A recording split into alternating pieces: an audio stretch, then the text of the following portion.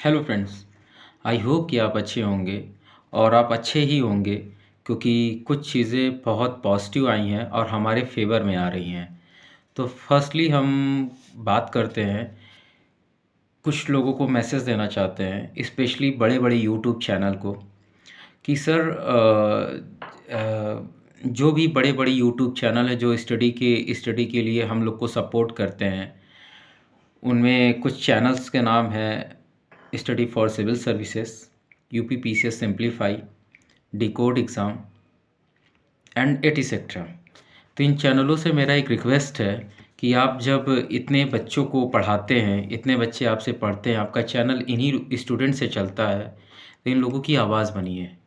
हम लोग जो है हम लोगों का एक मेन इश्यू है माइग्रेशन एंड ट्रांसपेरेंसी। तो माइग्रेशन और ट्रांसपेरेंसी के बारे में आप ज़रूर बात करिए, लोगों को अवेयर करिए और बताइए कि माइग्रेशन क्यों ज़रूरी है, ट्रांसपेरेंसी क्यों ज़रूरी है आयोग में। इस बारे में आप लोग ज़रूर बात करिए। Thank you. बाकी अब मैं अपनी बात चालू करता हूँ। हाँ, अभी कल आपने देखा होगा कि राजस्थान हाई कोर्ट का कल डिसीज़न आया है। राजस्थान हाई कोर्ट में एक लड़की ने क्लेम किया था कि उसके वही 61 नंबर है और 58 नंबर जो है अनरिजर्व कैटेगरी की है, तो उसे क्यों फेल किया गया।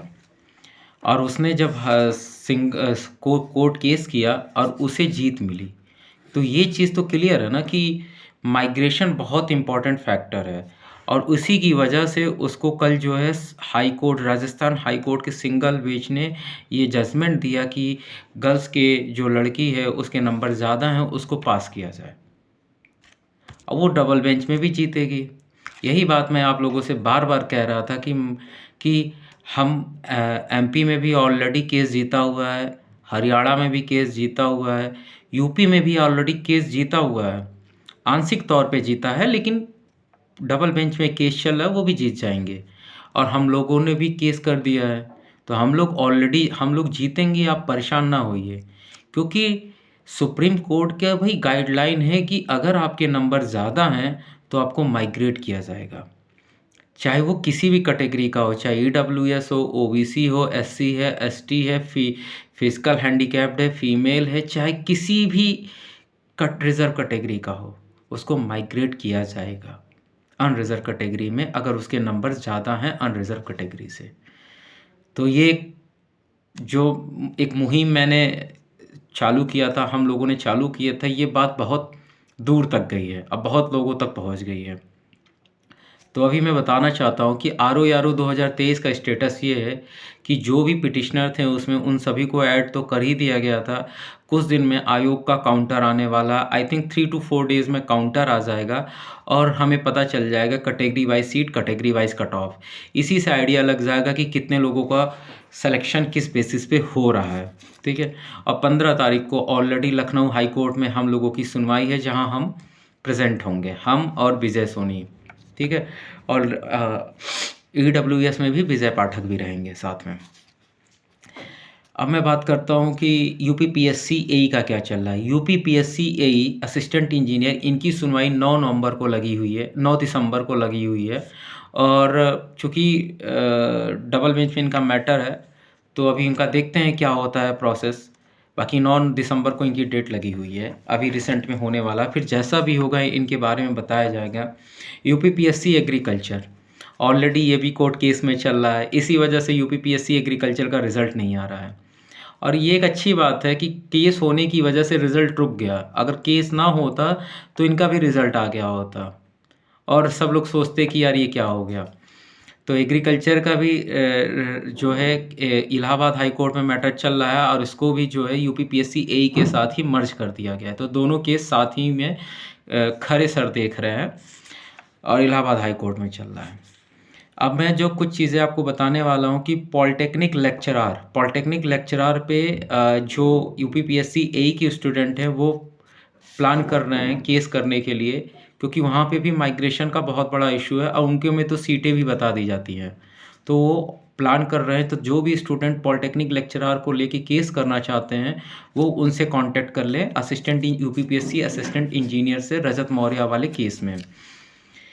यूपी पीसीएस प्री की बात करते हैं, जो हमारा पॉइंट है। यूपी पीसीएस प्री 2025 में हम लोग कोर्ट केस करने वाले हैं। 3 to 4 डेज़ में केस हो जाएगा। तो जो भी स्टूडेंट साथ देना चाहते हैं वो जल्दी से ग्रुप से जुड़ जाएँ।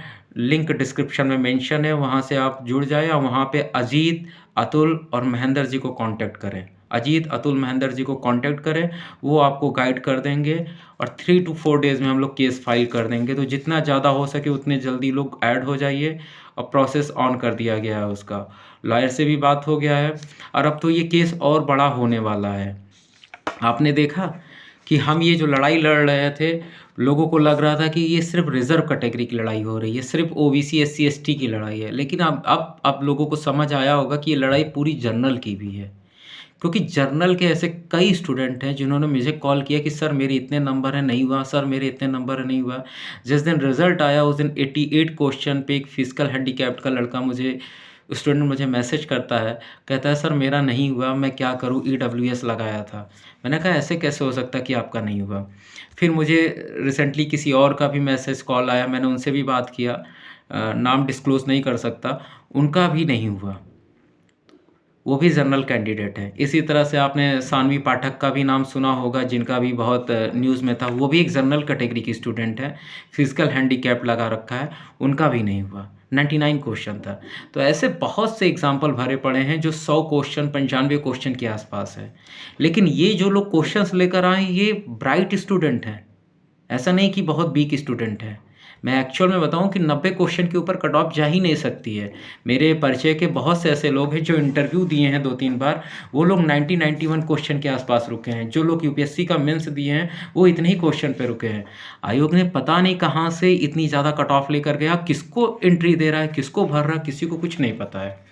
एक बार ये एक बार ये पूरा का पूरा रिवाइज़ रिज़ल्ट होने दीजिए, माइग्रेशन होने दीजिए, सारी चीज़ें क्लियर हो जाएँगी जब ट्रांसपेरेंसी आने दीजिए। और आपको पता है कि ये सारी चीज़ें कोर्ट के थ्रू होंगी या तो शासन के स्तर पे होगा। और शासन के स्तर पे तभी होगा जब हम अच्छे से लड़ाई को लड़ेंगे। और 15 दिसंबर को हम लोग आयोग के गेट नंबर 2 पे धरना देने वाले हैं, जहाँ पे माइग्रेशन और ट्रांसपेरेंसी बहुत बड़ा इश्यू रहेगा। ज़्यादा से ज़्यादा लोग आप लोग साथ आइए, हम लोग इस इश्यू को आगे लेकर जाएँगे। और आगे बात करते हैं। हमने अपने इश्यू को संसद भवन तक पहुंचाने का भी काम किया है। कुछ लोगों ने बहुत सपोर्ट किया है। दिल्ली में कुछ लोग थे, डेलीगेशंस थे, जो हम लोगों की इश्यू को रिप्रेजेंट किया और वहाँ पे जाके माननीय सांसद धर्मेंद्र यादव जी को भी दिया और माननीय सांसद लालजी वर्मा अम्बेडकर नगर जी से भी बात की गई और माननीय सांसद लखीमपुर खीरी के उत्कर्ष वर्मा जी से भी बात की गई। उन लोगों का पूरा सपोर्ट है और वो संसद में हमारे मुद्दे को उठाने के लिए बोले हैं और एक पॉलिटिकल प्रेशर भी बनेगा गवर्नमेंट के ऊपर और आयोग के ऊपर। स्पेशली आयोग के ऊपर ज़्यादा बनना ज़रूरी है। इलाहाबाद में हम लोगों ने माइग्रेशन और ट्रांसपेरेंसी के बेसिस पे ज्ञापन सौंपा है, जिसमें माइग्रेशन फर्स्ट पॉइंट है। सेकंड पॉइंट, जब विज्ञापन निकले तो उसके साथ कैटेगरी वाइज सीटों का विभाजन बताया जाए। तीसरा चीज़ ट्रांसपेरेंसी, जो मुद्दे स्कोर कार्ड है, कट ऑफ है, इन सारी चीज़ों के बारे में बात की गई है। इसको जो है मंडे को कल आयोग में सौंपा जाएगा, क्योंकि आयोग से प्रतिनिधि के मिलने का टाइम जो है मंडे को लिया गया है, क्योंकि 2 दिन का एग्ज़ाम था एलटी ग्रेड का, इस वजह से वो सैटरडे को नहीं जमा हो पाया। तो वहाँ पे बहुत से लोग हैं जो ज्ञापन दे देंगे मंडे को। मुद्दा बहुत ज़्यादा उठ गया है। विधानसभा में भी हम लोग मिलने वाले हैं। विधानसभा में कुछ एमएलए हैं जो अपोजिशंस पार्टी में हैं, उनसे हमारी मुलाकात होनी है। जल्दी हम लोग लखनऊ जाएंगे और अपना ज्ञापन उनको सौंपेंगे और अपने इश्यू को और अच्छे से बताएंगे, क्योंकि विधानसभा में मुद्दा उठेगा तो हमारी बात सरकार तक पहुंचेगी, शासन तक पहुंचेगी और जिससे माइग्रेशन का अनुपालन होगा। और इसी की वजह से सरकार जब प्रेशर बनाएगी आयोग पे, तो आयोग भी इस चीज़ को एक्सेप्ट करेगा और माइग्रेशन को अनुपालन करते हुए ट्रांसपेरेंसी को भी लेकर आएगा। राजस्थान हाई कोर्ट का ऑलरेडी डिसीजन आ ही गया है, वो हमारे फेवर में ही है और फेवर में ही आना है, तो इसमें कोई दो राय नहीं है और हम लोग जीतेंगे ही।